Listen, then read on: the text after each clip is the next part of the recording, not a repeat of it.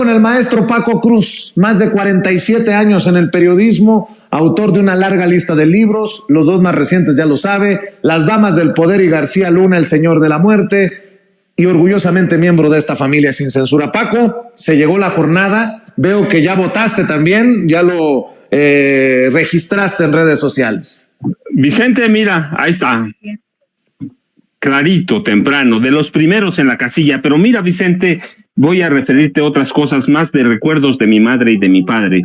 Sí, cuando en el 6 de julio de 1955 votó la primera mujer en este país, María de los Dolores Izaguirre Castañares, la esposa del presidente Adolfo Ruiz Costrín, la primera mujer, pensó que pasaría la historia justamente por ser la mujer primera que votó en unas elecciones cuando se le otorgó, el voto se había otorgado en 53, ya sabes que las leyes entran en vigencia mucho después. Esta entró para la primera elección en 55, la primera elección federal. Ya había habido en cuestiones locales, pero federal fue el 6 de julio de 1955 y María de los Dolores Izaguirre Castañares pensó que iba a pasar a la historia, por eso pasó a la historia como una madrota, así lo registra la historia, una mujer que controlaba la prostitución, la primera dama del país que controlaba la prostitución en la Ciudad de México,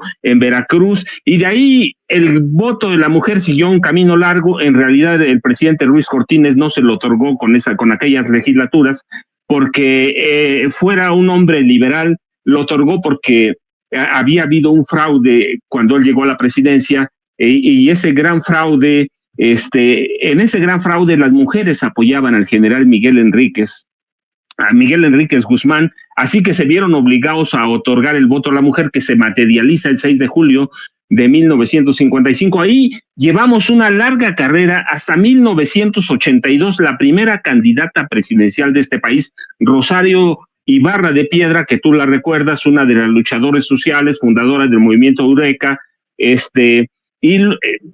fueron muy poco representativas. En realidad nadie pensaba en 82, 88, cuando ella fue candidata, que una mujer podía ganar la presidencia de la República. Le siguieron Cecilia Soto, que también pasó la historia muy oscura, a Marcela Lombardo Otero, hija de Vicente Lombardo Toledano, que tuvo solo 0.49% de la votación. Luego llegamos hasta llegar a Margarita Zavala, que hizo un papel triste. Bueno, pasamos por Patricia Mercado, Margarita Zavala, Josefina Vázquez Mota, que en la elección vendió su candidatura prácticamente a Enrique Peña Nieto, hasta el momento que llegamos, Vicente, hoy es decir, de 55 hasta acá casi 69 años para que una mujer llegara a una candidatura presidencial y eventualmente a partir de hoy sea virtual candidata electa una mujer presidenta de la República. Entonces es la historia de la lucha de las mujeres por la igualdad. Cuando en 55 llegan a votar, se hablaba de la igualdad que nunca se concretó hasta ahora, Vicente. Así que hoy, después de una lucha que no empieza en el 55, empezó por lo menos 2 décadas antes en el gobierno del general Manuel Ávila Camacho y luego en el de Miguel Alemán Valdés. Había luchas feministas, luchas de mujeres que querían entrar a la política, que se materializa hasta 1979 con la elección de la primera gobernadora en este país. Y hoy lo materializamos ¿en qué?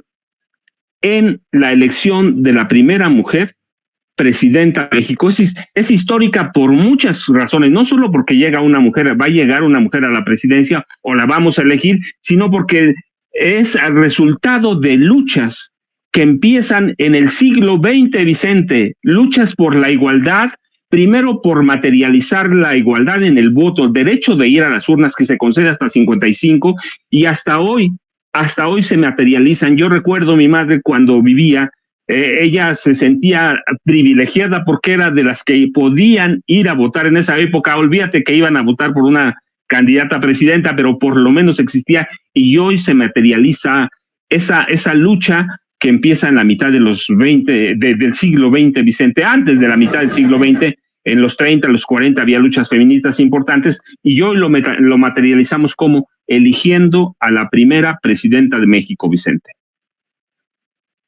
Así es, y bajo las circunstancias que nos haya llevado y como haya ocurrido, ¿no? Ahora sí que, si me permiten, parafraseando al expresidente Felipe Calderón, haya sido como haya sido, llegamos hasta aquí, mi querido Paco, con 2 mujeres y un hombre en la boleta para la presidencia de la República. Pero lo que está en juego es no solamente la presidencia de la República,